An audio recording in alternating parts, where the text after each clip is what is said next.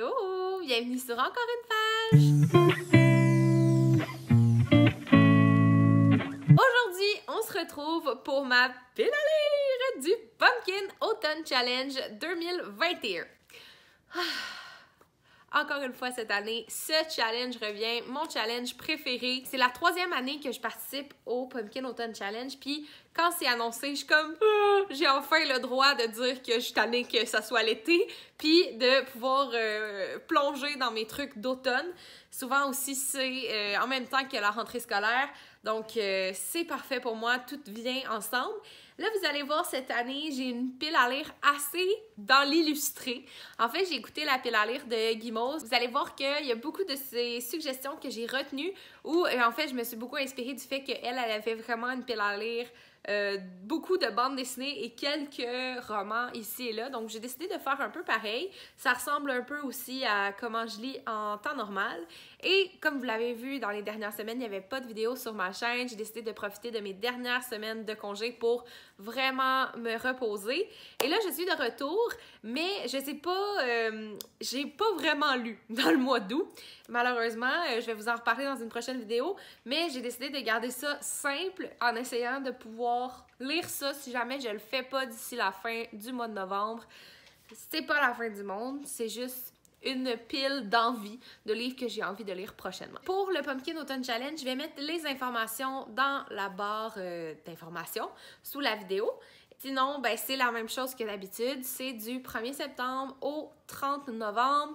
Il y a 4 menus. Moi, j'ai décidé de mettre un livre par catégorie de chaque menu. Comme ça me fait 14 lectures. Je pense que c'est une bonne... je pense que ça va faire une belle pile à lire. C'est comme je l'ai dit, c'est aussi des petits livres, fait que ça devrait bien aller. Et sans plus attendre, on y va maintenant. Le premier menu, c'est Automne frissonnant. C'est un menu un peu plus à tendance horreur, spooky, étrange, peur. C'est un menu qui me plaît, même si je suis pas vraiment allée vers ce que je suis en train de vous décrire, à part pour le premier livre. Donc, la première catégorie, c'est Gare, gare à la main de gloire. Et il faut lire voleur, là, excusez, je suis en train de lire sur ma tablette, mais voleur, thriller, policier, superstition, horreur ou épouvante. Et là, moi, j'ai décidé d'y aller pour horreur ou épouvante avec Salem de Stephen King. C'est un livre que j'ai trouvé cette année, pendant l'été, en format poche. J'avoue que son format me fait un peu peur parce que c'est pas écrit si gros et aussi ça fait plus de 800 pages, donc c'est pas trop mon genre normalement de me lancer dans des grosses briques, sauf que des fois quand c'est de l'horreur ça passe mieux, tu sais, on a moins l'impression que c'est long parce qu'on veut savoir qu'est-ce qui se passe et je suis vraiment fascinée par toute l'histoire qui est arrivée à Salem, les sorcières. Ça fait très longtemps que c'est un sujet qui m'intéresse. Ça fait des années que je veux lire ce livre-là de Stephen King, donc je suis vraiment contente de l'avoir trouvé à 5 $, comme vous voyez. Hein. Je ne l'ai pas enlevé, mais je pense pas que je peux le... Je pense pas. Fait que, en tout cas, c'est ce que je veux lire pour la première catégorie. Pour la deuxième catégorie, c'est Double Double Toil and Trouble. Ça fait référence à la chanson dans Harry Potter. Et pour ce faire, on a Sorcière, pièce de théâtre, prophétie ou tragédie. Et moi, j'ai décidé d'y aller pour Sorcière avec Crevette. Donc, il y a Crevette, c'est une petite sorcière. C'est de Élodie Chanta et c'est publié chez La Pastèque. En fait, je crois que c'est une BD jeunesse. Je sais pas exactement Crevette, qu'est-ce qu'elle va faire, mais je sais que c'est comme un peu une apprentie sorcière où elle vit dans son monde. Hein? On voit, il y a comme des créatures autour d'elle. Je trouve tellement que ça a l'air mignon. Je sais qu'il y a un tome 2. Je risque de le lire aussi cet automne si le premier me plaît. Mais ça fait 2 ans que je veux le lire pour le Pumpkin Autumn Challenge. Puis finalement, je trouve toujours quelque chose d'autre. Mais là, j'aurais pu mettre autre chose dans cette catégorie-là, là, avec sorcière et pièce de théâtre. 2 choses que j'aime beaucoup comme sujet. Mais je me suis dit, là, c'est l'occasion de lire Crevette cette année. Pour la dernière catégorie du menu, c'est le folklore de Chippenden. Et il faut lire créatures surnaturelles ou fantastiques, obscures ou fantasy. Et moi, j'ai décidé d'y aller avec le premier tome de la série Anan, Le Prince, de Lily Boisvert, et c'est publié chez VLB Éditeur. Donc, c'est un roman de fantasy. Je sais que c'est une société matriarcale, Il y a très peu d'hommes, je me rappelle pas trop ce qui se passe. J'ai entendu du positif sur ce livre-là. Je suis pas trop du type fantasy, mais une de mes très bonnes amies qui a sensiblement les mêmes goûts littéraires que moi me l'a fortement conseillé. Fait que je me dis, elle va pas me conseiller quelque chose qu'elle sait que c'est vraiment en dehors de ma zone de confort. Puis j'aime bien Lily Boisvert, donc même si j'ai encore jamais lu ce qu'elle a écrit comme individu, je la trouve sympathique. Donc j'ai envie de découvrir ce qu'elle a écrit. Puis c'est quand même écrit gros, donc je vais lire ça prochainement. Je sais pas quand, mais c'est dans mes plans. Probablement peut-être dans le mois de septembre. On passe maintenant au deuxième menu qui est automne, douceur de vivre. Puis à chaque fois que Guimauve présente les catégories quand c'est le mois d'août, je suis comme « Ah, c'est vrai que c'est ça aussi l'automne. » Tu sais, oui, c'est le côté spooky, mais il y a aussi le côté comme ralentir, des petits moments doux, des petits cafés avec des laines.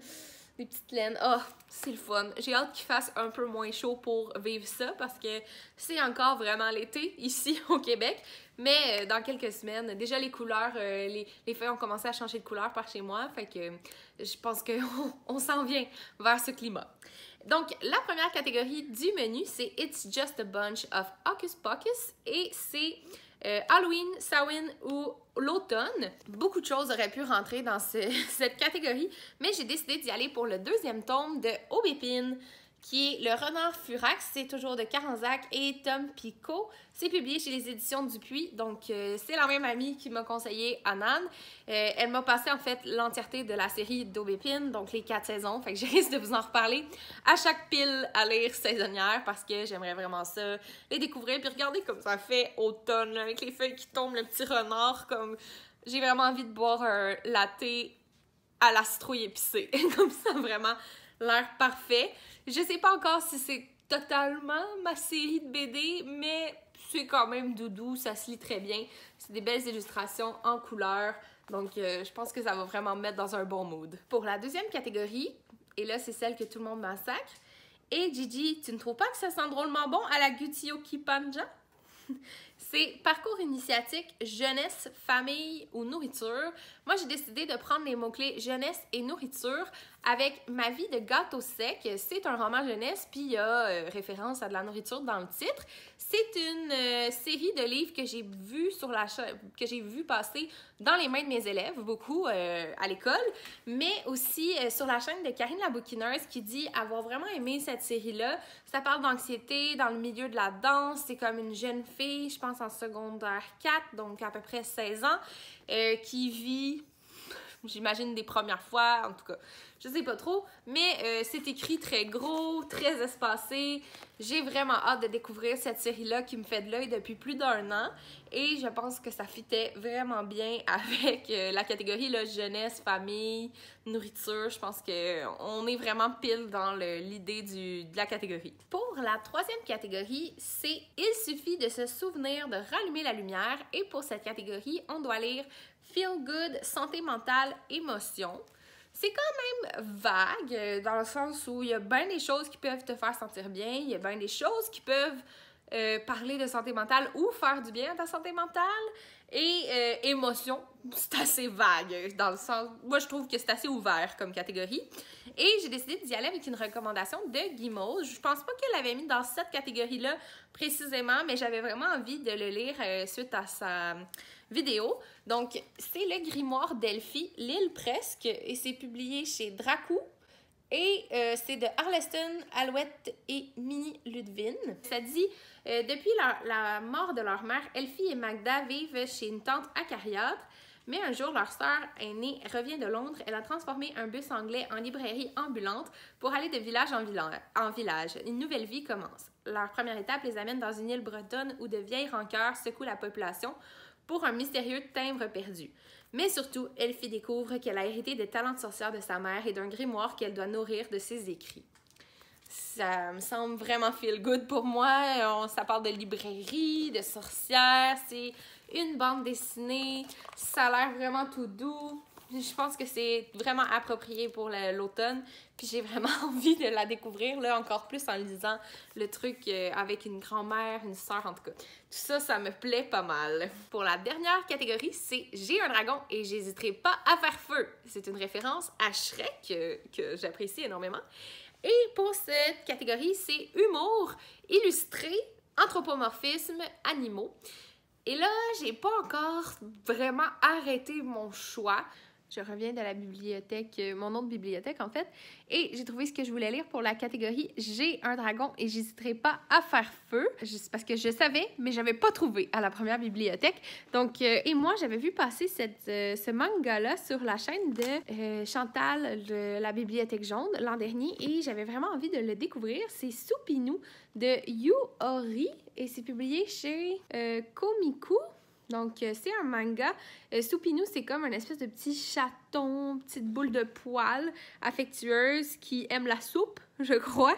En tout cas, ça a l'air vraiment réconfortant. Puis je pense qu'avec les animaux ou l'anthropomorphisme, là, je pense qu'on est là-dedans. Puis c'est un illustré, fait que c'est pile dans la catégorie. On passe maintenant au troisième menu automne enchanteur. La première catégorie, c'est la lunette de pierre, c'est extra quand on veut voir ce qui ne se voit pas. Et là, c'est Petit Peuple, Féerie, Nature ou Nature Writing. J'avais vraiment envie de prendre quelque chose avec des fées, mais celui que j'avais repéré à la bibliothèque était plus disponible. Puis après ça, ben, je savais pas vraiment comment chercher parce que c'était vraiment spécifique ce que je voulais. Je voulais une bande dessinée avec des fées, mais pas dans le côté médiéval, vraiment dans un côté comme cute, mais pas trop enfantin. En tout cas, c'était assez précis, sans pouvoir être un critère de recherche. Fait que j'ai décidé de m'aligner plus vers nature dans les mots-clés. Avec ce livre-là que j'ai vu à la bibliothèque puis qui m'a vraiment fait de l'œil, c'est Mauve Bergamote. C'est le premier tome. Bienvenue à l'herboristerie. C'est de Grimaldi Cécile Poupelin. Et c'est publié chez Delcourt. C'est une bande dessinée, ça dit Mauve Bergamote vit dans une maison herboristerie au milieu de la forêt. Elle a pour seul compagnon Crookneck, un homme à tête de citrouille, fait qu'on a quand même quelque chose d'un peu fantastique, qui veille sur elle le temps que ses parents reviennent d'un long voyage. À eux deux, ils ont de quoi s'occuper. Il faut cueillir les plantes, les faire sécher et servir la clientèle locale pour le moins bigarrée. Mauve est ravie de la vie qu'elle mène jusqu'à ce que des filles de la ville fassent irruption dans son jardin.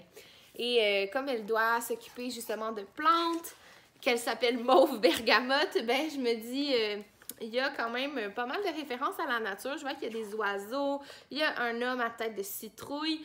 Ça a vraiment l'air chouette, honnêtement, comme bande dessinée. C'est une bande dessinée jeunesse, là, comme la plupart de ce que j'ai loué. Mais j'ai comme vraiment eu un coup de cœur, puis ça me donne vraiment envie de le lire. Là. Plus j'en parle, plus que j'ai envie de la prioriser. Deuxième catégorie, c'est nom d'une dune. Mais c'est parce que si je le dis en québécois, c'est nom d'une dune. Puis je pense que les Français, vous allez trouver ça un peu drôle. Mais nom d'une dune, c'est une catégorie d'écologie, anticipation, science-fiction ou post-apocalyptique. Et là, Guimauve a parlé d'une autrice de bande dessinée que je ne connaissais pas, mais qui m'a vraiment intriguée. C'est Cathy O'Neill. Donc, j'ai décidé de lire L'abbé de l'Aquicorne. Il faut qu'elle sauve son territoire parce qu'il y a une menace écologique, si je me trompe pas. Oui, c'est ça. Mais lorsqu'une nouvelle tempête va menacer le village, Lana va devoir remettre en question le mode de vie des villageois afin de protéger le récif corallien et défendre les aquicornes. Donc, c'est comme une créature, j'imagine, qui est inventée. Mais je trouvais qu'avec écologie... post-apocalyptique, là, un peu comme... Ben, c'est pas post-apocalyptique, mais c'est un peu comme apocalypse, là, prévenir l'apocalypse. Je trouvais que ça avait l'air vraiment super comme bande dessinée. Et je connaissais pas l'autrice, mais honnêtement, Guimauve en avait tellement des bons mots que j'ai vraiment eu envie de découvrir. Ah, puis wow! C'est un type d'illustration que je vois pas souvent, mais j'aime beaucoup. C'est comme tout fait à l'ordinateur. J'aime beaucoup. Fait que j'ai très hâte. Il n'y a pas beaucoup de paroles à ce que je vois, c'est beaucoup des images qui racontent l'histoire, comme cette page-là, par exemple. Très peu de bulles, mais on comprend, ça se lit très vite dans ce temps-là, ce genre de bande dessinée-là. La prochaine catégorie, c'est Princesse. C'est une catégorie d'inclusivité LGBTQIA2SP+, ou diversité, je crois, c'est le dernier mot, féminisme. Donc, moi, j'ai décidé d'y aller tout simplement avec la référence de la catégorie et de lire Princesse de Cathy O'Neil. Donc, je me suis dit, ça peut pas être plus ça qu'il faut lire pour la catégorie que Princesse. D'ailleurs, Guimauve ne l'avait pas lu, puis je pense que c'est ça qu'elle lit pour sa propre catégorie, donc moi aussi. Puis honnêtement, je trouvais que ça avait l'air super bon, ça avait l'air d'être ça, dans un bel univers de roi, puis ça a l'air vraiment court comme bande dessinée, donc wow! Très hâte de découvrir cette histoire. Je pense que c'est ça, c'est deux princesses qui tombent en amour, mais je vais pas trop m'avancer là-dessus. Et maintenant, le dernier menu, Automne des mystères, c'est la couleur du Pumpkin Autumn Challenge de cette année. Guimauve a vraiment préparé des menus en lien avec le temps, un genre de grenier. Ben en fait, c'est ça, la thématique, c'est grenier des mystères, je crois. Donc, c'est cette idée-là de fouiller, de retrouver, remonter le temps un peu, ce qui fait partie de toutes les catégories. Donc, la première catégorie, c'est le destin perdu. On a le temps, l'horloge, énigme, puzzle, historique ou steampunk. J'avoue que Steampunk m'a quand même intriguée, j'en lis jamais, mais je me suis dit, ah, c'est peut-être l'occasion de le lire, mais finalement, j'avais pas grand-chose, puis surtout pas grand-chose de court, puis c'était vraiment ça que je voulais prioriser. Donc, j'ai décidé d'y aller pour un album que j'ai acheté au début de l'été. Ça s'appelle « Je ne suis pas un numéro », c'est de Jenny Kay Dupuis et Cathy Kasser. Les illustrations sont de Gillian Newland et c'est publié chez Scholastic. C'est un album, je dirais plutôt pour adolescents, qui parle de la réalité des pensionnats autochtones. Donc, ça me semble quand même assez lourd. Et avec histoire, historique, on est vraiment dans un événement très triste de l'histoire du Canada. Donc, je pense que ça fonctionne bien. Le destin perdu aussi, je pense que ça peut faire référence quand même à tous les enfants qu'on a retrouvés au début de l'été, tous les squelettes d'enfants plutôt, là. Donc, je sais pas, je sais que c'est peut-être un peu plus sombre que ce que je viens de présenter, mais ça reste que ça existe.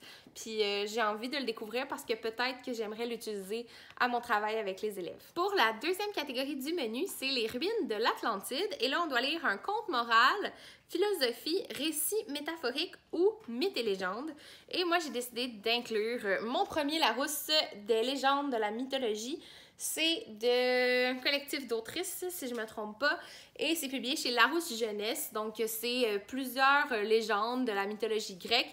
J'ai fait un projet, justement, en début d'année sur les divinités grecques avec des élèves et je vais en lire peut-être un exemple à mes élèves. Je vais probablement le lire sur 10-11 jours, puis je vais en lire une par jour, puis ça va bien se faire. Ça fait très longtemps que je veux le lire. C'est un album illustré, mais quand même avec du texte. Donc, je pense que ça va être intéressant. Puis, ça fait partie de ma pile à lire depuis très longtemps. Fait que je suis contente que ça puisse sortir cet automne. Avant-dernière catégorie, c'est En avant, Yvette Tempête. Au Québec, c'est Yvette Tempête. OK. Aventure, archéologie, artefact, voyage. Moi, j'ai décidé d'y aller vers aventure ou voyage avec le 4e tome de Fanny Cloutier de Stéphanie Lapointe. Donc, le 4e tome, c'est Mon automne africain. J'ai pas besoin de présenter Fanny Cloutier, mais peut-être, je sais des fois, c'est une série jeunesse québécoise où on est vraiment dans le journal intime de Fanny Cloutier. Elle a vraiment une vie rocambolesque. Elle a passé une année au Japon et là, elle s'en retourne en Afrique. Elle est vraiment à la recherche aussi de ses origines avec sa mère qui est décédée quand elle était jeune. Puis, comme c'est une adolescente, elle vit aussi ses premiers amours, ses premières amitiés sérieuses et ruptures d'amitié. Donc, c'est vraiment une petite fille très intéressante à suivre. Puis, j'avais vraiment hâte, comme d'habitude, de lire le dernier tome de Fanny Cloutier, surtout que là, ça se passe l'automne. Et j'ai attendu tout l'été pour le lire. Ok, j'ai très hâte. Et la dernière catégorie du Pumpkin Autumn Challenge, c'est le cabinet des curiosités. Et là, il y avait art, sciences, musée, singularité et étrangeté. J'ai décidé d'y aller vers étrangeté. J'aurais probablement pu trouver quelque chose qui fit encore mieux avec la catégorie, mais honnêtement, je voulais lire ce livre-là, puis je savais pas où le mettre. Donc, je me suis dit qu'il se passe des affaires très étranges à Anna Caritas, qui est un collège privé. C'est le tome 4 qui s'appelle Le Carnage. C'est de Patrick Isabelle et c'est publié chez les éditions Les Malins. En fait, je suis vraiment accrochée à cette série. Je veux savoir qu'est-ce qui se passe. Ça risque d'être le premier livre que je lis du Pumpkin Autumn Challenge parce que ça se passe l'été. Puis vous savez que j'aime ça, moi, accorder mes lectures aux saisons. Donc, je veux savoir qu'est-ce qui arrive dans le collège. Puis, c'est ça, il y a des choses très bizarres qui se passent. Puis, ça, c'est l'avant-dernier tome. Fait que j'ai l'impression qu'il y a beaucoup de réponses à nos questions. Peut-être encore des nouveaux événements qui vont venir alourdir l'atmosphère. Mais j'ai très, très, très, très, très hâte de voir qu'est-ce qui se passe dans ce tome-là. C'est ça. C'est pour ça que je l'ai mis dans le Pumpkin Autumn Challenge, même si c'est peut-être un peu tiré par les cheveux. Le côté étrangeté. Et c'est ce qui conclut ma vidéo. J'espère que vous l'avez apprécié. Dites-moi dans les commentaires s'il y a un des livres que je vous ai présenté que vous comptez lire vous aussi pendant l'automne ou s'il y en a qui vous intéressent, que vous avez peut-être jamais entendu parler. Sur ce, je vous souhaite du succès dans vos projets et dans votre vie et on se revoit très bientôt. Bye!